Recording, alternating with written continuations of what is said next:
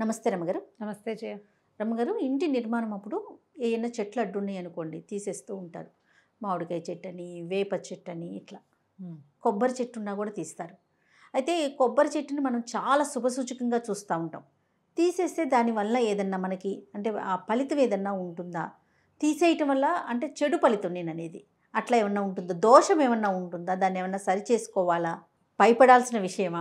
ఎందుకంటే కామెంట్స్లో నేను చూశాను, ఇట్లా ఇల్లు కట్టుకుంటున్నాం, కొబ్బరి చెట్టు తీసేయాల్సిన పరిస్థితి, దీనికి దోషం ఉంటుందా? నివారణ మార్గాలు ఉన్నాయా? అసలు ఏం చేయాలి? ఇంకో కొబ్బరి చెట్టు పెట్టుకోవాలి. ఇంకో కొబ్బరి చెట్టు పెట్టుకోవాలా? అట్లా కాదు జయ, ఇవి వాస్తు దోషాలు అవుతే అవ్వచ్చు, కానీ కొబ్బరి చెట్టుకి ప్రత్యేకంగా అలా ఏం చెప్పినట్టు కనపడదు.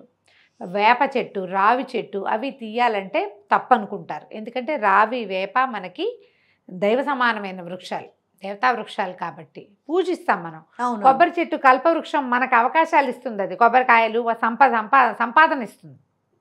దాంట్లో అన్ని భాగాలు యూజ్ అవుతాయి. అవును, అవి రేర్గా పెరిగే మొక్క కాదు కదా, విరివిగా పెరుగుతాయి. ఆర్గానిక్ పద్ధతిలో మీ చర్మాన్ని తెల్లగా మార్చుకోవాలనుకుంటున్నారా? సంప్రదించండి డాక్టర్ మాధవిని. విరివిగా పెరుగుతాయి. అంత భయపడక్కర్లేదని నా ఉద్దేశం. అయితే ఇప్పుడు మనం ఇల్లు నిర్మాణం అంటే ఏదైనా ఒక స్థలం ఖాళీ చేసేటప్పుడు తుప్పలు గిప్పలు అన్నీ కొట్టేయాల్సిందే. ఇప్పుడు పిల్లర్లు వేస్తున్నాం. ఇది వరకు ఏం చేసేవాళ్ళు, లోతుగా తవ్వి కింద నుంచి స్టార్ట్ చేసుకొచ్చేవాళ్ళు కదా. మరి కింద నుంచి పునాదులు వేసేటప్పుడు ఈ చెట్ల వేళ్ళు అవి ఉంటే ప్రమాదం కదా ఇంటికి. ఇప్పుడు కొత్తగా అవకాశాలు వచ్చినాయి. ఇది వరకు ఏం చేసేవాళ్ళు, స్థలం చదును చేసి బాగా తవ్వి చెట్ల వేళ్ళు అన్నీ తీసేసి ఆ తర్వాత స్థల శుద్ధి చేయటం. అప్పుడు ముగ్గేయటము అవి అంటారు కదా జయ. స్థలం శుద్ధి చేసేవాళ్ళు. అక్కడ ఏమైనా ఇంతకు ముందు పాతి పెట్టటాలు అట్లాంటివి జరిగినాయా, ఏవైనా ఇవి ఉన్నాయా, అవశేషాలు ఉన్నాయా, వాటిని చూసేవాళ్ళు. చెట్లు ఉంటే ఎలాంటి చెట్లు ఉన్నాయి దానికి చూసి దానికి తగినట్టుగా మంత్రాలతోటి దాన్ని శుద్ధి చేసుకుని అప్పుడు ఫౌండేషన్ స్టోన్ వేసుకుంటారు. దోషాలు లేకుండా వేసుకుంటారు. అందరూ చేసే పనే అది. ఈ ఫౌండేషన్ స్టోన్ వేసాక అప్పుడు తర్వాత మొక్కలు తీయరు కదా, అవన్నీ ఖాళీ చేశాకే తీస్తారు. మీరు ఇల్లు పక్కన కొంతమంది ఇల్లు చూస్తాం మనం, మధ్యలోంచే చెట్లు పెరిగి పైదాకా ఉంచుకున్నవి. కొబ్బరి చెట్టుకి వేళ్ళు ఇలా గోడల్ని పగలగొట్టేవిగా ఉండవు, లోపలికే ఉంటాయి అంటారా? లోపలికే ఉంటుంది. పీచు వేరు దాన్ని, భూమిలోకి వెళ్తుంది. అది పీచుగా ఉంటుంది. ఇప్పుడు మర్రి, రావి, జువ్వి వాటికి తర్వాత ఏమో మన వేప వాటికి వేళ్ళు మెల్లిగా గోడలు పగలగొడతాయి. అవును, గోడల్లోకి వెళ్ళిపోతాయి. కొబ్బరికి అలాంటి సమస్య లేదు, దోషం అలాంటి సమస్య ఉండదు. అది పొడుగ్గా పెరుగుతుంది. అది పెరగడానికి ఆస్కారం ఉండేలాగా ఏదైనా మీరు మేనేజ్ చేసుకోగలిగితే ఉంచుకుని కట్టుకోవచ్చు. ప్లాన్ అట్లా చేసుకోవాలి. అది కవర్ చేయకుండా దాన్ని మధ్యలో ఉంచామనుకో, అక్కడి నుంచి వాన నీళ్ళు రావటము, ఎండ రావటము, పురుగు పుట్ర రావటం సమస్యలు ఉంటాయి. దాన్ని ఆలోచించి ప్లాన్ చేసుకోవాలి. ఇప్పుడు ఏ చెట్లనైనా రిస్టోర్ చేసే ప్రోగ్రామ్ ఒకటి కనపడుతుంది మనకి. పెద్ద చెట్లు, వీటిని ఇక్కడి నుంచి చక్కగా వేళ్లతో సహా తీసి ఇంకో చోట పాతి పెట్టచ్చు. మనము ఏమంటారు, హార్ట్ఫుల్నెస్ మెడిటేషన్ వాటికి వెళ్ళామా, చూసాం కదండి. వాళ్ళు చాలా చెట్లు, రోడ్లు వైడనింగ్ లో ఉన్న చెట్లన్నింటినీ మేము తెచ్చి ఇక్కడ పెట్టామని చెప్పారు. అవును, ఆ చెట్టును చూసి మీరు చాలా సంవత్సరాల క్రితం చెట్టు అన్నారు, కానీ వాళ్ళు ఏం చెప్పారు, రీసెంట్ గానే పెట్టాం మేము, అంటే బయట నుంచి తీసుకొచ్చి ఇక్కడ పెట్టాం. దాన్ని ఏం చేస్తారు, కొన్ని కెమికల్స్ లో ముంచి పెట్టి జాగ్రత్తగా వేరే ప్లేస్కి వేళ్లతో సహా విషయం కదా రమ్మగారు, తరలించి మళ్ళీ కొన్ని రసాయనాలు వేసి దాన్ని పద్ధతి ప్రకారం అంటే రిస్టోర్ చేయడానికి విధానాలు ఉన్నాయి. ఒకవేళ మీ ఇంట్లో ఏదైనా పెద్ద చెట్టు తీయాల్సి వచ్చి కన్స్ట్రక్షన్లో భాగంగా తీసి మళ్ళీ మీరు దాన్ని వేసుకోవాలంటే దానికి సహాయం చేసే సంస్థలు ఉన్నాయి ఇప్పుడు. అలాంటి వాటిని చూసుకోవచ్చు. ఇప్పుడు సాధారణంగా మనం చెప్తాం చేయ, కాసే పూసే చెట్టును కొట్టకూడదు, సహజమైన మాట. నిండుగా ఆకులుండి పచ్చగా ఏ పిట్టలకో వేటికో ఆలవాలంగా ఉండే చెట్టుని మనం కొట్టేస్తే వాటన్నిటికీ పాపం జీవిక పోతుంది, ఇల్లు వాకిలి కోల్పోతాయి. శాపనార్థాలు పెట్టవు అవి మనకి తగులుతాయి. అవును, వర్డ్ ఎప్పుడైనా తగులుతుంది కదా మాట అనేది. అందుకని మనం అవి వద్దనుకుంటాం. ఫుల్గా పువ్వులు అవి ఉంటాయి, దాన్ని కత్తిరించేస్తే, పూసేదాన్ని కత్తిరిస్తే ఎట్లా, పిల్లలు పుట్టకుండా అయిపోతారు, మనకే పిల్లలు పుట్టకుండా అయిపోతారు, సంపదలు రావు. దాని అవకాశాన్ని మనం పాడు చేయకూడదు. ప్రకృతిలో ప్రతిదానికి దేని విలువ దానికి ఉంటుంది.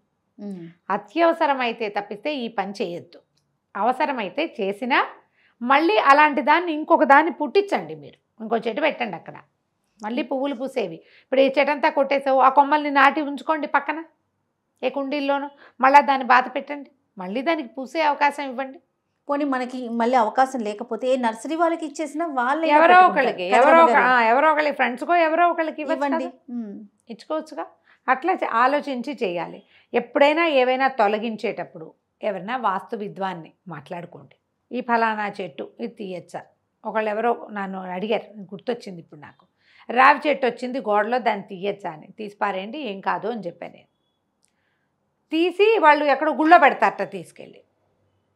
ఎవరో చెప్పారు, భయం, అమ్మో రావి చెట్టు అంటే జేజీ అశ్వత్థనారాయణుడు, గోడల్లో మొలిస్తే ఇల్లు పోదా, ఇంటికి ఇబ్బంది కాదు, ఇంటికి ఇబ్బంది. నేనేం చెప్పానంటే అది తీసేయండి, ఏం పర్వాలేదు, మీరు తీసుకెళ్ళి గుళ్ళో పెడతావు, గుడిలో పాతి పెట్టాలి, దాని సంరక్షణ ఎవరు చేస్తారు, మనం చేయలేకపోతాం, నువ్వు చేయలేకపోతావు. గుళ్ళో కూడా ఎంత ప్లేస్ ఉంటుందో, రావి చెట్లు నువ్వు ఎవరైనా అందరూ మా ఇళ్లలో మొలిచినాయని తీసుకొచ్చి పెడితే వీళ్ళంతా ఏం చేస్తారు. నా ఐడియా చెప్తా ఒక మాట, ఇక్కడ చిన్న పొన్న రావి చెట్లు అయితే అది దేవుడుగా మీరు భావించద్దు. కాకి విసర్జకాల నుంచి పుడతాయి అవి, పక్షుల విసర్జకాల నుంచి వచ్చేస్తాయి ఆ మొక్కలు, చిన్నవిగా ఉండగా తీసేయండి. మీరు పూజ చేస్తున్న చెట్టుని కొట్టకూడదు. నీ పాయింట్ అర్థమైందా? అవునవును. ఇది పెద్దవాళ్ళు చెప్పారా అని అడగండి, ఇది ఒక ప్రాక్టికల్ నాలెడ్జ్ తోటి చెప్తున్నా. తులసి చెట్టు ఉంది, బోళ్ళని మొక్కలు ఉంటాయి తులసి మొక్కలు, మనం తులసి కషాయం చేసుకోవాలనుకుంటాం, తులసి కొయ్యకూడదు, నీకు భయం. దేన్ని కొయ్యకూడదు, నువ్వు రోజు ఏంటి దేనికి బొట్టు పసుపు పెట్టి ఒక అగరత్తు చూపించి ఒక అరటిపండు చూపించి రోజు దండబెట్టి దాని చుట్టూ ప్రదక్షిణాలు చేస్తావు అనుకో, ప్రదక్షిణాలు అందరూ చేయరు, అందరి ఇళ్లలో సినిమాటిక్గా కుదరదు కదా, బాల్కనీలో పెట్టుకుంటాం కదా, సినిమాటిక్ వ్యవహారం కుదరదు. అప్పుడు ఆ తులసి నుంచి కొయ్యొద్దు, నువ్వు కొన్ని విడిగా తులసి మొక్కలు పెట్టుకో, రోజు కాస్త తులసి కషాయం తాగొచ్చు, తులసి కొయ్యకూడదు అలాంటి సిద్ధాంతాలు పెట్టుకోకండి. తులసి ఆరోగ్యప్రదాయని. ఆ బాల్కనీలో ఈ బాల్కనీలో అన్ని చోట్ల తలా ఒక బాల్కనీలో 4 తులసి మొక్కలు వేసి ఉంచుకోవచ్చు, దాని మీద గాలి చాలా మంచిది, దాన్ని పూజ చేసి దాన్ని ముట్టుకోకూడదు అన్న ఆలోచన చేయపోకండి. అలాగే రావి చెట్లు కూడా, కొబ్బరి చెట్టు కూడా, రావి మర్రి ఏవైనా చిన్నవి శాప్లింగ్స్ గానో చిన్నవి గానో ఒక మాదిరిగానో ఉన్నప్పుడు ఇళ్ళకి అడ్డమైతే తీయచ్చు. అది చాలా పెద్దదయ్యి దానికి రోజు నువ్వు దండం పెట్టి దానికి ప్రదక్షిణ చేసే చెట్టును ముట్టుకోకూడదు, కొట్టకూడదు. అట్లా నువ్వు పూజించట్లా, ఊరికే అదొక చెట్టుగా ఉంది, అన్ని చెట్లల్లో అది నీకు అడ్డంగా ఉంది, తీసేయి. మీ వాకిట్లోనే అడ్డం లేని చోట పెట్టుకోగలవేమో, చూస్తే చూడు. రావి చెట్లు అవి వాకిళ్ళల్లో పెట్టుకోరా, మా గోడలు పోతాయి. అవును అవును, గోడలు పోతాయి. ఇది ఒక ప్రాక్టికల్ థింగ్గా ఆలోచించండి. మీకు ఇందులో దోషం ఉంది, భయము అయితే నేను ఇంకొక మాట చెప్తా. ఏ రోజు మీరు ఆ చెట్టు తీస్తారో ఏదైనా విష్ణువాలయానికి వెళ్ళి ఒక అభిషేకం చేయించుకోండి.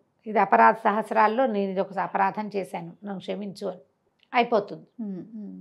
దీన్ని ఇలా సరిపెట్టుకోవాలి తప్ప ఆ రావి చెట్లని పేక్కూడదని, వీటిని ఇలాగే ఉండనివ్వాలని భావిస్తే మన ఊరంతా రావి చెట్లే ఉంటాయి, మొలుస్తూనే ఉంటాయి. గోడల్లో మొలుస్తాయి జయ. అవునండి. అసలు ఆ గోడల్లో ఉండే మట్టి ఎంతో, అక్కడ అది ఎట్టా మొలిచిందో మనకు అర్థం కాదు. అవును. హైదరాబాద్లో అయితే కొన్ని ఫ్లైఓవర్ల దగ్గర కూడా రావి చెట్లు కనిపిస్తూ ఉంటాయి, ఫతేనగర్ వైపు కనిపిస్తాయి. అవును. మరి వాటిని ఏం చేయాలి, ఆలోచించాలి కదా. ఏదైనా మీ ఇంట్లోనే ఇలాంటిది ఉంటే కనుక ఒక వాస్తు విద్వాన్ని సంప్రదించండి. పెద్ద భయాందోళనకి గురవ్వాల్సిన అవసరం లేదేమోనని నేను భావిస్తున్నా. మరి అది తప్పకుండా రమ్మ గారు. నమస్తే. నమస్తే.